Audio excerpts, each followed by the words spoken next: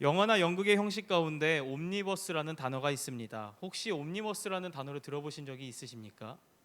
옴니버스란 하나의 통일된 주제를 중심으로 몇 개의 독립된 짧은 이야기들을 늘어놓아 한 편의 작품을 만드는 것이 옴니버스라고 말합니다.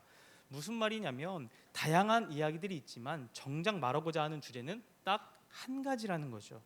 오늘 우리가 함께 읽은 이 사사기 14장이 마치 옴니버스와 같은 형식을 가지고 있다라는 거예요. 본문에는 삼손을 중심으로 한 세 가지의 짧은 독립된 이야기들로 펼쳐지고 있습니다. 어찌 보면 각각의 이야기들이 가진 주제가 다르게 느껴질 수 있지만 기록자가 우리에게 전해주고 싶은 것은 한 주제라는 사실이에요. 그것은 도대체 무엇일까요? 오늘 제가 세 가지의 스토리를 통해서 알아보려고 합니다. 여러분, 삼손하면 제일 먼저 떠올려지는 사건이 무엇입니까? 아마도 많은 분들이 드릴라가 떠올려질 거라고 생각합니다. 삼손과 드릴라 이야기는요, 워낙 유명한 이야기죠. 하지만 삼손에게 사랑했던 여인이 드릴라 한 명만 있었던 것은 아니라는 거예요. 삼손에게는요, 성경에 이름이 나오지 않는 그 블레셋의 한 여인을 먼저 사랑했다라는 거죠. 삼손이 블레셋 사람들이 사는 마을인 딥나로 내려가게 됩니다. 삼손이 살던 시대에는 블레셋 사람들과 서로 오고 가면서 공생하는 것이 특별하지 않은 일상이었죠. 지난주 삼손의 부모인 마노아와 그의 아내는 소라 땅에 거하던 단지파 사람이라고 말씀드렸는데요. 단지파가 해야 할 일이 있었다라면 블레셋과 전쟁을 치러 블레셋에게 빼앗긴 땅, 이 딥나를 다시 찾는 일이었습니다. 그것이 이스라엘 공동체의 소명이며 단지파가 마땅히 해야 할 도리였다라는 거죠. 그런데 지금 단지파 사람 삼손이 블레셋에게 빼앗긴 딥나에 내려가서 무엇을 하고 있습니까? 블레셋의 한 여인과 사랑에 빠져 결혼까지 하겠다고 부모님에게 이야기하고 있다라는 거예요. 사사로 쓰임 받기 위해 태어난 삼손, 또한 하나님과 약속을 지켜야만 했던 그 삼손, 무엇보다 제사장처럼 하나님 앞에서 구별되게 정결하게 살아가야 하는 이 삼손이 이방 나라인 블레셋 여인과 결혼한다니요. 얼마나 어이가 없고 어처구니 없는 일입니까? 사사기를 기록하고 있는 저자도 이를 느꼈던 것 같습니다. 오늘 함께 읽은 1절 말씀 다 같이 보시겠습니다.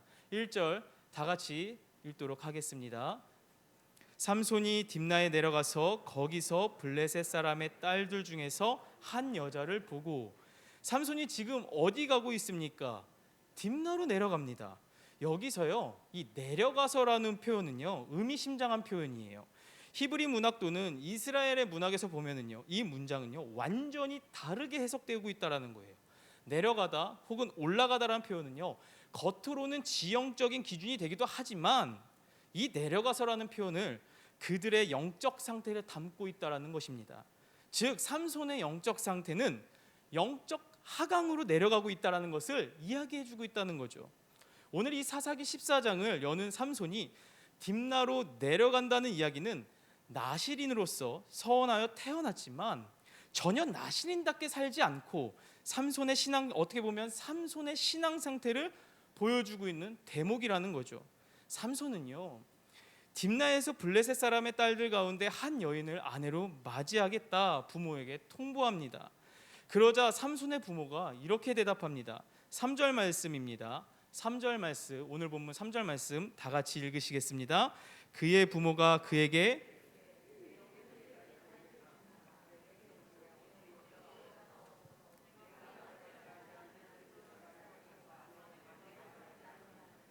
삼손이 그의 아버지에게 이르되 내가 그 여자를 좋아하오니 나를 위하여 그 여자를 데려오소서 하니라. 마노아와 그의 아내, 그래도 영적으로 깨어 있었던 것 같습니다. 이름을 알 수는 없는 그 여인이 이스라엘의 공동체 일원이 아닐 뿐더러 같은 신앙에 소유한 사람이 아니기에 이 결혼을 동의하지 않고 있다는 거죠. 하나님과 사람 앞에서 삼손을 평생 나실인으로 살게 하겠다고 약속한 마노아와 그의 아내가 어떻게 정결하지 않는 그 블레셋 여인과의 결혼을 허락할 수 있었겠습니까? 반대한 것이 당연한 도리이지 않겠습니까? 그런데 정작 오늘 본문의 이 삼손은요, 생각이 달랐습니다. 심지어 삼손은 그의 아버지에게 뭐라고 말하고 있습니까? 3절 하반절에 내가 그 여자를 좋아하오니 라고 말하고 있습니다. 이 말을 히브리 언어로 직역하면 이렇습니다. 그녀가 내 눈에 옳습니다. 그녀가 내 눈에 좋아 보입니다라고 말하고 있다는 거죠. 여러분, 사사시대의 이스라엘 시대 정신을 요약하면 그것이 무엇인지 아십니까? 그때의 이스라엘의 왕이 없으므로 사람마다 자기 소견에 옳은 대로 행하였더라입니다. 바로 자기 소견에 자기 눈에 옳은 대로 행함이 이 사사시대의 시대 정신이었다는 거죠. 지금 삼손은 하나님의 뜻이 아닌 자기들의 옳은 대로 행하겠다라고 말하고 있는 것입니다. 지금 한 나라를 감싸고 있던 잘못된 시대 정신이 어떻게 개인의 삶에 들어와서 악한 열매를 맺고 있는지 성경은요, 우리에게 자세히 보여주고 있는 것이에요. 모두가 자기 눈에 좋은 대로 따라갈지라도 오늘 본문의 이 나실인으로 불린 삼손만큼은 하나님에게 민감하게 깨어 있어야 하는 것 아니겠습니까? 무엇보다 이 나신으로서 구별된 삶을 살아야 했던 거죠. 그러나 3절 말씀에 삼손의 모습은요, 자기 눈에 옳은 대로 행하고 있습니다. 그래서 삼손이 지금 이렇게 말하는 것이에요. 제 눈에 보기에 그녀의 삶의 방식이 옳고 좋습니다. 그녀가 섬기는 신 또한 너무 옳고 좋아요. 그녀와 어울리는 블레셋의 삶의 방식도요, 저는 인정하고 옳고 좋다고 생각합니다라고 말하는 것과 같다라는 거죠. 분명 우리는 알고 있습니다. 사랑에 빠지면요, 눈에 콩깍지가 씌어서 상대방의 모든 것을 다 좋아 보이게 보이는 거죠. 그러나 일부는 맞지만 오늘 본문에 이것은 아니라고 생각합니다. 삼손은요, 구별된 삶, 하나님께 드려진 삶, 바로 나실인이었습니다. 이런 삼손의 삶의 기준이 더 이상 하나님이 나를 어떻게 보시는가, 하나님을 나를 어떻게 평가하시는가가 아니라 자기 눈에 좋은 대로 행하고 있다라는 사실입니다. 자기 소견에 옳은 대로 살아감을 통해 이 삼손의 영적 상태는요, 영적 하강의 삶이 시작되었음을 알려주는 첫 번째 이야기가 마무리가 되어지죠. 이어서 두 번째 이야기가 시작되어집니다. 사사기를 읽다 보면은요, 마노아와 이 마노아의 아내에게 태어난 아이는 삼손이지 다른 형제들은 없어 보입니다. 외동아들이라는 것이에요. 흔히 자녀를 이기는 부모는 없다라고 말하죠. 이 외동아들이었다면 더욱 남다르지 않겠습니까?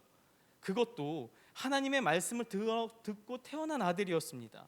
삼손의 간곡한 요청, 블레셋 여인과 결혼하겠다는 그 요청 앞에 이 마노아와 그의 아내, 못 이긴 척하고 아들이 좋아하는 여인이 어떤 사람인지를 보려고 했죠.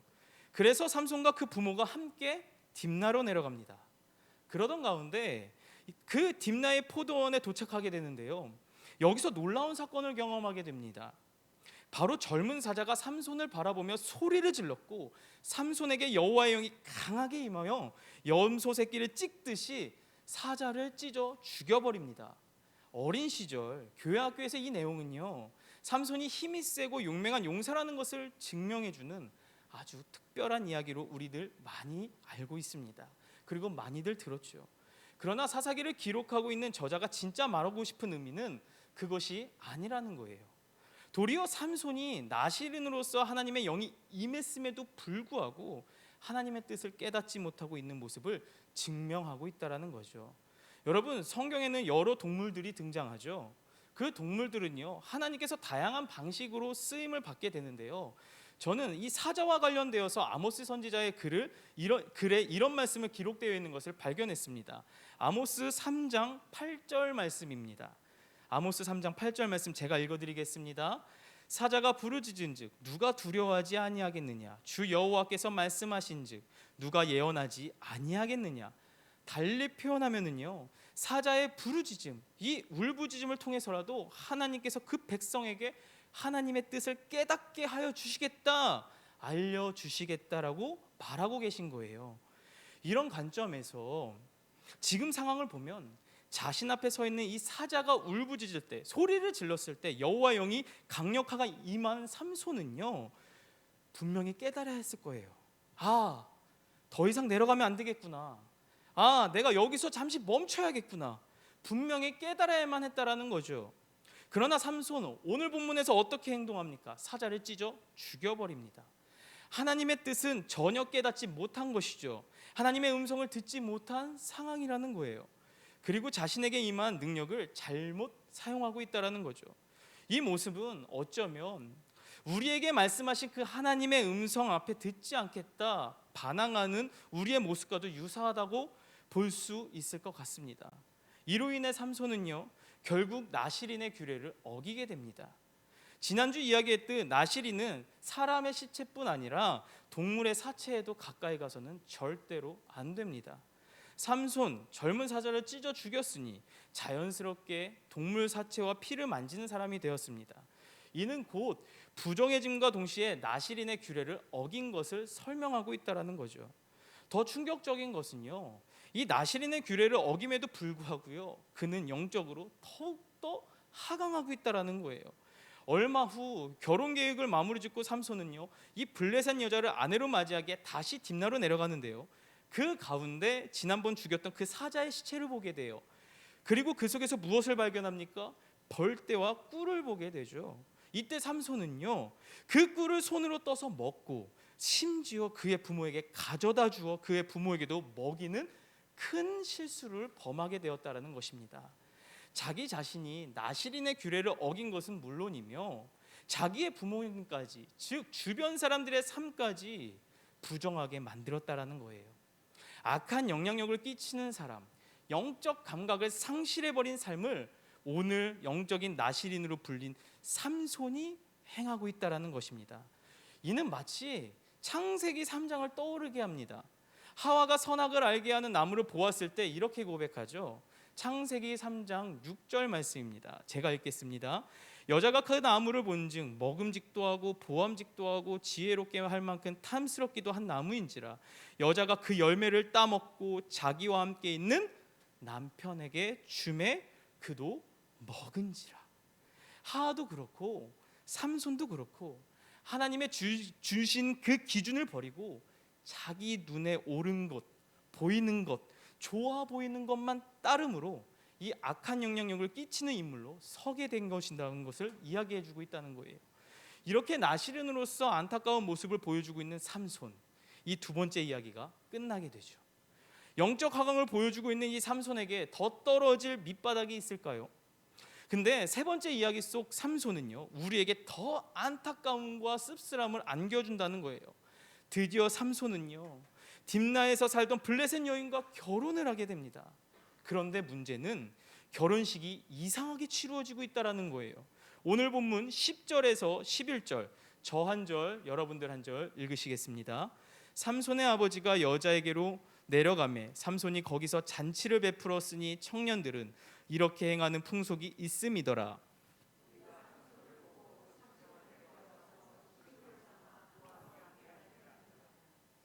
이 결혼식 방법은 이스라엘 풍속은 아니었던 것 같습니다. 바로 블레셋 풍속에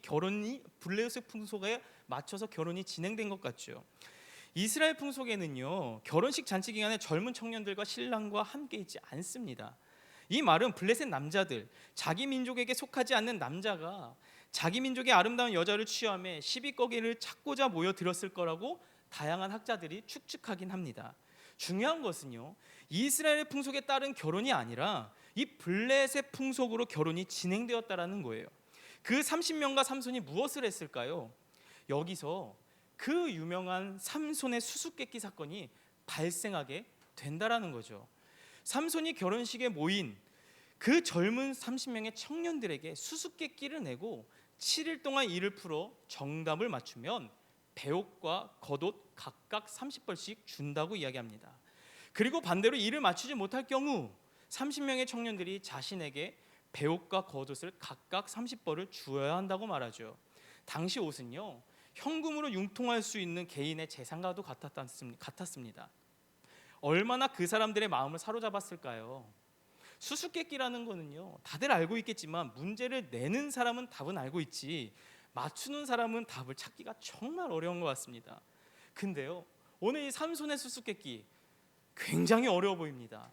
오늘 본문 14절 말씀 상반절에 먹는 자에게 먹는 것이 나오고 강한 자에게 강한 것이 나오고 강한 자에게 단 것이 나왔느니라고 말합니다. 굉장히 어렵지 않습니까? 저는 이 수수께끼 문제를 보면서 이게 도대체 무엇을 얘기하는 거지? 굉장히 궁금했습니다. 왜 어려운 문제일까요? 그 이유는 답은 딱 하나예요. 자신이 죽인 사자를 이야기하는 거예요. 이것은 누구도 맞출 수 없는 문제였다라는 거죠. 이 문제를 맞추려면 방법은 딱 한 가지입니다. 삼손의 아내를 통해 삼손을 설득해서 답을 알아내는 거겠죠. 이 30명의 젊은 청년들은 이를 위해 삼손의 아내를 협박하기 시작합니다. 이 삼손의 아내는 사랑이 가득해야 될 신혼 가운데 두려움에 사로잡히게 돼요. 그 두려움 속에 남편을 속여 수수께끼 답을 알아내고 그들에게 전달하게 됩니다. 이 블레셋 청년들은요, 삼손에게 때가 되어 당당하게 자랑스럽게 수수께끼의 답을 이야기하고 있죠. 이에 삼손 화가 나지만 약속을 지키기 위해 이 블레셋의 다른 도시인 아스글론으로 내려가 이유 없이 그곳 사람 30명을 죽이고 노력하여 이 30명의 청년들에게 옷을 주게 되는 끔찍한 일을 벌이게 된다는 것입니다. 결국 이 사건으로요, 삼손의 장인은요, 삼손이 매우 화가 난 것을 보고 다시는 자기의 딸을 찾지 않으리라 생각하고 그 딸을 결혼식에 참석했던 사람 중 한 사람에게 아내를 주게 되죠. 사랑이 있어야 할 그 자리에 두려움과 속임이 있고 거룩함과 구별됨이 있어야 할 자리에 무모함과 경솔함 또한 폭력과 상처만이 가득했다라는 것을 우리에게 알려주고 있습니다. 또한 삼손은요, 영적 상승이 아니라 영적 하강으로 계속해서 내려가는 처절한 삶을 살아갔다라는 거예요. 그는 영적인 나실인 부르심을 상실된 채 끊임없이 바닥으로 계속 추락하게 되었습니다. 왜 그랬을까요? 이유가 도대체 무엇이었을까요? 이유는 딱 한 가지입니다. 자기 소견에 옳은 대로 행하였기 때문에. 자기 소견에 옳은 대로 행하던 그 시대 정신 속에 이 영적 하강을 경험한 사사 삼손을 바라보매 이 당시 이스라엘 백성들을 보면은요, 더하면 더했지 덜하지는 않았다라는 거예요. 오늘 저는 이 삼손의 삶의 모습, 그 시대상을 바라보매 우리는 우리가 살아가는 이 시대 정신을 다시금 바라보게 됩니다. 우리가 살아가는 이 시대 정신은 도대체 무엇일까요? 저는요, 그렇게 생각합니다. 각자 자기 소견에 옳은 대로 살아가는 게 우리가 지금 살고 있는 시대 정신이 아닐까요? 절대적 기준이 사라졌습니다. 내가 생각하기에 옳은 것, 맞다고 여기는 것, 좋은 것을 삶의 기준으로 삼아 살아가는 시대가 오늘 우리가 발딛고 있는 이 시대이지 않을까 생각합니다. 그렇다면 그리스도인, 영적인 나실인, 즉 성도인 저와 여러분, 어떻게 삼손의 전철을 밟지 않을 수 있을까요? 무엇보다 자기 소견에 옳은 대로 살아가는 것, 이 시대 정신 앞에 휩쓸리지 않고 하나님 나라 정신, 무엇보다 내 삶 가운데 하나님 나라를 경험하고 누리는 것, 무엇보다 말씀의 가르침을 따르며 살아갈 수 있냐는 거예요. 오늘 그 비결 제가 알려드리겠습니다. 오늘 행제하셨습니다. 네, 그 비결의 첫째입니다. 수많은 소리 속에도 하나님의 음성을 분별하여 듣는 것이에요. 그렇다면 어떻게 하나님의 음성을 분별하여 뚜렷하게 들을 수 있냐는 거예요. 그것은 바로 저 한번 따라해 볼까요? 하나님 말씀을 묵상하는 삶. 맞습니다. 하나님의 말씀을 묵상하는 삶이에요. 매일의 하루를 시작하며 아침마다 여러 가지의 이유, 아침마다 하나님의 말씀을 나아가 묵상하라고 여러 목회자들이 참 많이들 이야기하죠. 늘 강조합니다. 왜 그럴까요? 저는 여러 가지 이유가 있겠지만 그 가운데 하나는요, 세상에서 들려오는 여러 소리로 내 귀와 내 마음에 가장 먼저 채우기보다 이 아침의 스타트를 하나님의 말씀으로 내 귀와 마음을 채우고 이를 통해 주님이 나에게 주신 음성을 듣게 하기 위함이라는 거예요. 영적인 무방비 상태로 세상 앞으로 나아가면은요, 우리들 분명히요, 저도 포함되겠지만 분별력을 잃을 것입니다. 그러나 하나님과 나와의 시간을 정해놓고 말씀에 집중하여 묵상하게 되면 도리어 하나님의 뜻을 깨달을 뿐 아니라 하나님의 음성을 들을 수 있다라는 거죠. 그래서요, 저는 이 말을 이렇게도 표현하고 싶습니다. 하나님의 말씀은 내 삶의 신호등이 되어준다. 하나님의 말씀은 뭐가 되어준다고요? 내 삶의 신호등이 되어준다는 거예요. 성도 여러분, 삶의 신호등이 무엇입니까? 내가 가야 할 때와 멈춰야 할 때를 알려주고 내가 등져야 할 일과 내가 취해야 할 일을 분별하게 해준다는 것입니다. 시편 19편 11절 말씀에 이렇게 말합니다. 또 주의 종이 이것으로 경고를 받고 이것을 지킴으로 상이 크니이다. 여기서 이것이 무엇을 말하는 줄 아십니까? 이것은 주의 말씀을 말하는 거예요. 말씀이 내 삶의 훈계, 그러니까 경고를 받고 말씀을 지킴으로 후한상을 받았다라고 시편 기자는 말하고 있는 거죠. 우리는 간혹 부흥회, 수련회 혹은 예배를 통해 이런 걸 경험할 때가 있는 것 같아요. 하나님의 말씀을 들었는데 마치 경고처럼 내 마음에 비수같이 꽂힐 때가 있다라는 거예요. 마치 찔릴 때가 있다라는 거죠. 때로는 내가 반드시 따라가야 할 목자의 음성으로 들려올 때가 있다라는 것입니다. 아, 내가 이러면 안 되는구나. 아, 내가 지금 해야 될 것이 이것이구나. 이렇게 경고처럼 들려올 때가 있다라는 거예요. 그것이 내가 걸어가야 할 목자의 음성으로 들려오는 순간, 비수같이 꽂히는 순간 하나님의 뜻하신 의도가 그때부터 보이기 시작한다라는 것이죠. 그러나 오늘 본문의 삼손은 어떠합니까? 영적으로 깨어 하나님의 음성을 들어야 할 자가 도리어 영적인 귀가 멀고 닫혀버린 것입니다. 삼손은 그곳에서 영적으로 깨어 바로 보고 바로 들었다면은요, 오늘 본문의 삼손의 그의 삶의 결론은 영적 하강이 아니라 영적 상승이겠죠. 주님은 오늘도 우리에게 자신의 음성을 들을 수 있도록 말씀하고 계십니다. 그 음성은 어떻게 들을 수 있습니까? 바로 말씀 묵상을 통해서만 들을 수 있다라는 거예요. 하나님의 말씀을 통해 영적인 눈과 귀가 열릴 뿐더러 이 시대 속에서 영적인 분별력을 가지고 살아갈 수 있다는 것을 꼭 기억하시길 바랍니다. 무엇보다 이 땅에서 그리스도인으로서 바르게 살아갈 뿐만 아니라 도리어 선한 영향력을 흘려보내는 복된 신앙을 살아가는 저와 성도님들의 삶이 되시기를 바랍니다. 두 번째입니다. 우리들 하나님의 그 뜻에 순종하는 방법을 배워야 합니다.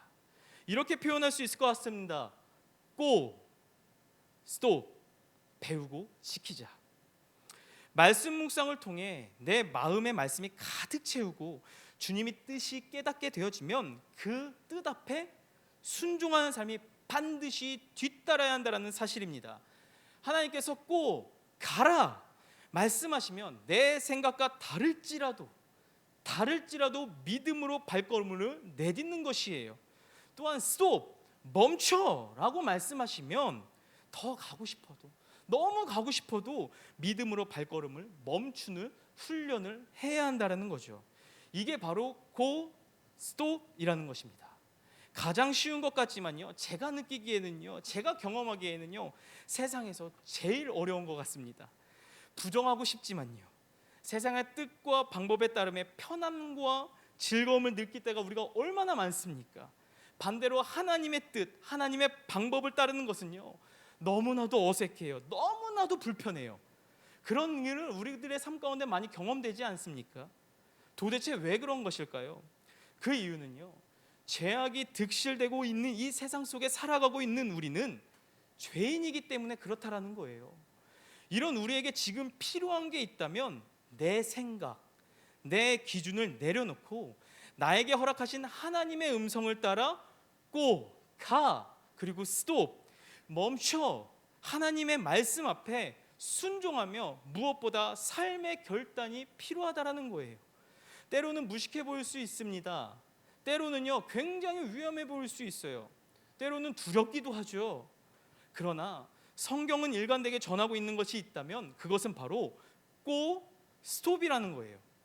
오늘 삶 속에는요, 이 영역이 완전히 무너져 버립니다.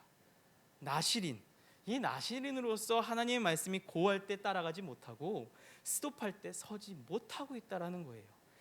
마치 영적인 악셀과 브레이크가 고장나 버린 것과 같다라는 거죠. 이는 곧 영적 하강이라는 결과로 이어지게 됩니다. 그리고 더 충격적인 것은요, 이 악한 영향력을 자신뿐 아니라 악한 영향들이 이 자신뿐만 갖고 있는 게 아니라 주변에 있는 모든 사람들에게까지 미치고 있다라는 거예요. 축복의 통로자가 되어야 할 자가 도리어 불행의 통로자가 되어 살아가고 있다라는 거죠. 우리의 삶, 내 삶, 불행의 통로자가 되는 삶이 아니라 축복의 통로자가 되기를 위해 반드시 말씀 묵상으로 하나님의 소리를 분별할 수 있게 되고, 그리고 하나님의 말씀과 뜻을 깨어 있어야 합니다. 그리고 그 말씀 앞에 고 혹은 스톱, 실천으로 순종하며 살아가야 한다는 거죠.